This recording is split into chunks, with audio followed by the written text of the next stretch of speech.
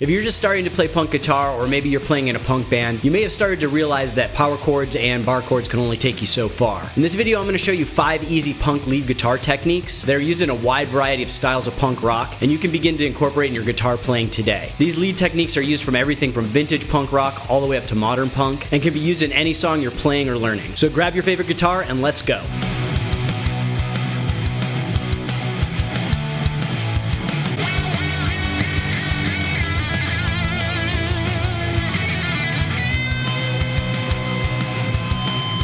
Alright, so for each of these 5 techniques I'm going to show you today, I'm going to first show you the technique, and then I'll show you how to incorporate it in any song in any key.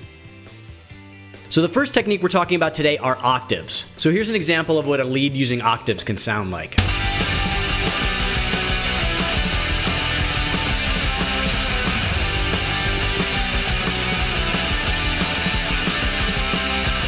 And so an octave is just 2 of the exact same notes played an octave apart. And so basically you have a low version of the note and a high version of the note played at the same time. So if we take a D note, we've got a D here at the 5th fret of the A string, and then we've also got a D here at the 7th fret of the G string. And when played together, it sounds like this. And this string combination is the most common way you'll hear it in punk rock. The combination of the frequencies between the notes on the A string and the G string really work well to cut through a mix and add some interest over the top of a chord progression. So we're going to play the low note with our index finger. In this case, it's the 5th fret of the A string. And we're going to use our ring finger to play the higher note at the 7th fret of the G string in this example. And then we're going to use the underside of our index finger here, the pad of our finger, to basically mute the D string, the in-between string, so that it doesn't ring out when we play these 3 strings together.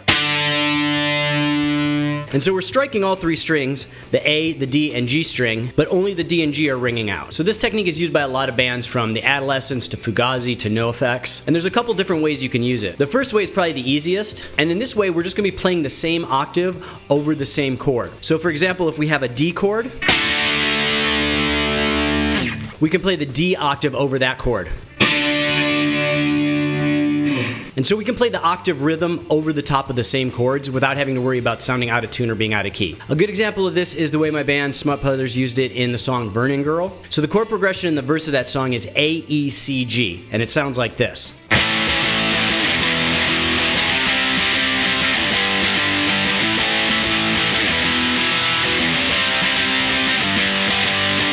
And over the top of that chord progression, to make it seem more interesting, I used the octaves A, E, C, G. But instead of playing them in the same positions, I played them higher up on the neck.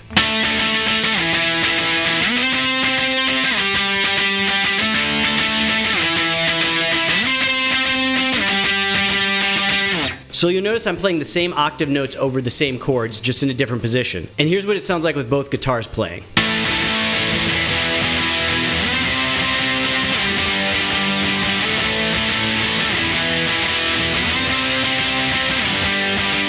So you'll notice that the first guitar, the guitars that's playing the octaves, really cuts through and adds some interest to the verse part, which may sound a little bit boring if it was just power chords only. Another way to use octaves is to add a melody over the top of a chord progression. And so to use this technique, you're going to need to know the key of the song, or if you're good using your ear, you can do it that way. And so I use this melodic octave technique in my band Hooch with our new song Land of the Free.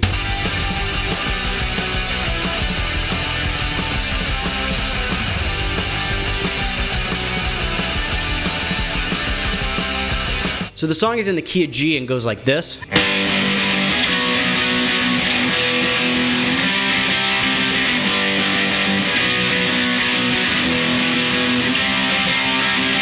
And so I played an octave progression that's in the key of G using the major scale. And I'll talk about the major scale more later, but this is just one way to apply an octave melody if you know the key of the song. So since we know that the key of the song is G, we can start with our G major scale. So our first octave is a G, and that's the start of the scale. And for the first melody, I just use the major scale going downwards.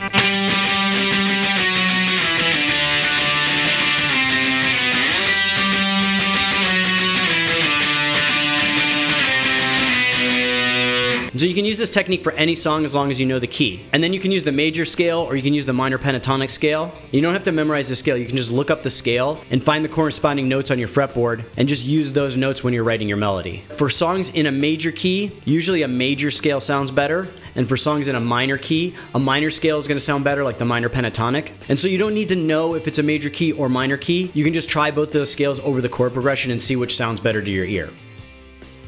And so the next technique that's used in all kinds of punk songs are double stop bends, which I like to call Chuck Berry bends because he's one of the first people to do them and it's ubiquitous in his music. Here's an example of a punk style lead using double stop bends.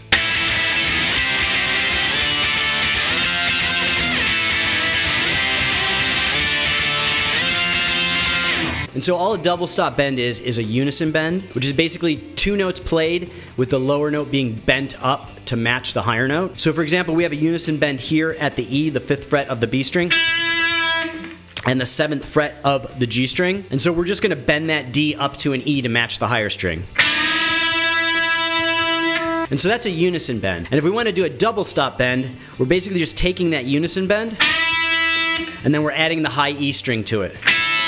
And so to play a double stop bend, we're going to add our double stop, which is basically our index finger bridged across the 5th fret of the B and E strings in this example. And then we're going to use our ring finger to bend that 7th fret up to the E. And we're just going to kind of go back and forth between these.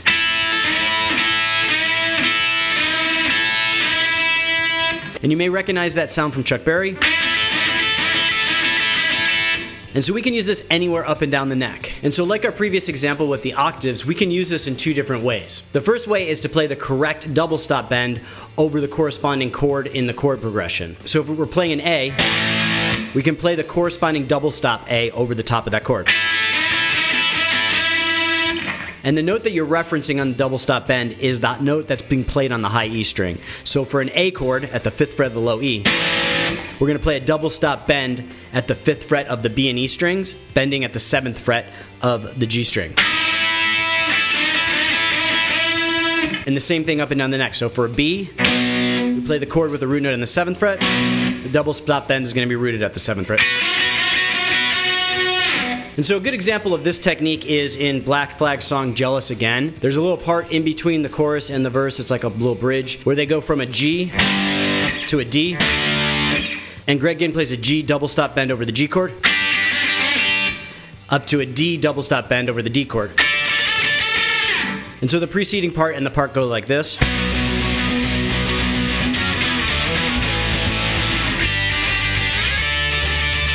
And so in this example, there's no second guitar, so the underlying notes that the rhythm is playing, the G to the D, are played by the bass guitar. The important thing to remember is that we're playing the same double stop over the same chord, and that way we don't have to worry about sounding out of key. And the next way to use it is similar to the way we used the octaves in the previous example to write that melodic lead. We're going to figure out the key of the song, and we can play a double stop bend anywhere along the scale of that song. A simple example of this is the Damned's Neat Neat Neat. So the song is in the key of F sharp, so we're going to start off with an F sharp. And it basically just slides into it.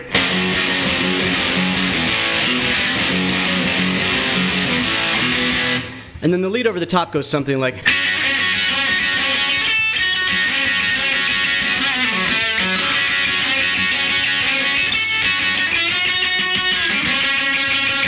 And if we really wanted to simplify it, we could just play that double stop bend over the whole thing.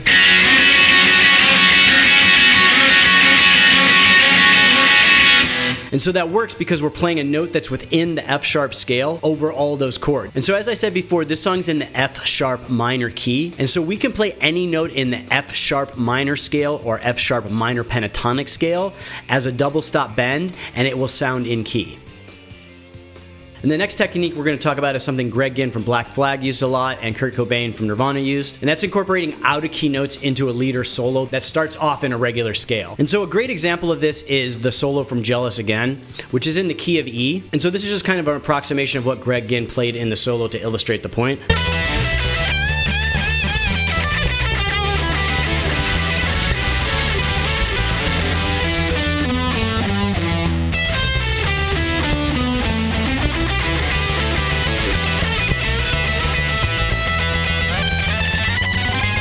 And so the solo is basically half in the minor pentatonic scale and half just completely random notes, which again really makes it sound cool. But we start off with the previous technique, the double stop bend.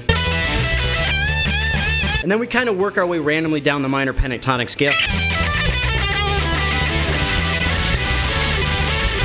And then there's kind of some random notes. and then we're back in the minor pentatonic scale. And then just kind of a random slide up.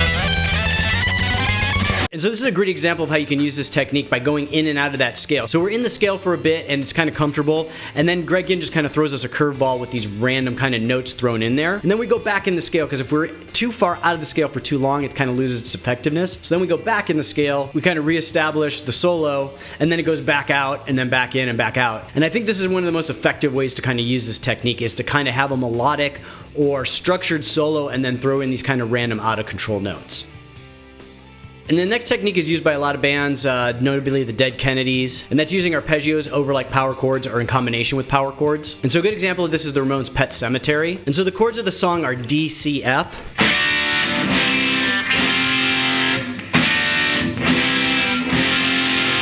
And what arpeggio means is we're just playing the individual notes within the chords in a certain pattern. So for Pet Sematary, we play like this. So we start off with the D, and then we go to the C, and then we go to the F. So all together it's...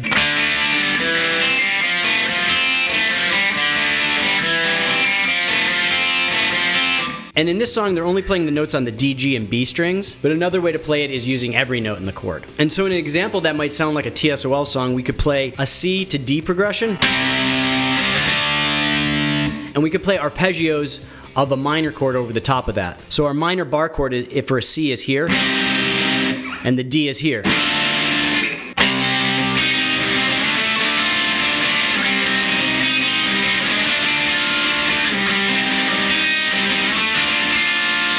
And so when you're playing these arpeggios, it doesn't necessarily have to be every note within the chord or in any particular order. It can be kind of random, and you can even hit multiple notes at the same time. Like the previous technique, it's really just something to experiment and see what sounds good to you.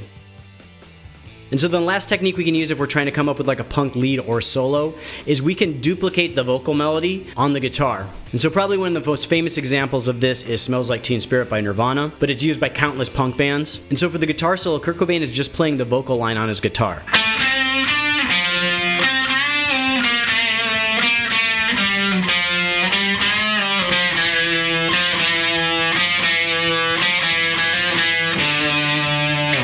So again, this is a technique that a ton of bands use, and if you can play by ear, you can kind of figure these out pretty easily. If you haven't developed your ear yet, I recommend the trial and error method. In this method, we just take the first note and we try a bunch of notes on the guitar until it matches, and then we go to the second note and try and find one that matches until we figured out all the notes of the vocal melody. Another way to help with the trial and error method is to figure out what key the song is in, and if you know the key, you can look at different scale books and you can kind of start narrowing down the notes that it could be. But a lot of times this method just relies on some trial and error. So that's it for this one. I hope this video helped you learn some new techniques that you can incorporate whether you're just fooling around or you're playing in a band. And if this video helped you out, please like and subscribe. It really helps me to figure out what kind of content you guys want to see and to grow the channel so I can continue making stuff like this. And lastly, check out my website, scottobryanguitar.com. I have the tab for hundreds of punk, rock, and grunge songs up there, plus my beginner guitar course, which takes you from scratch, like never having played guitar, all the way up to rock and roll proficiency, and 10 easy to follow videos with some cool songs to learn along the way. And I'll see you guys next time.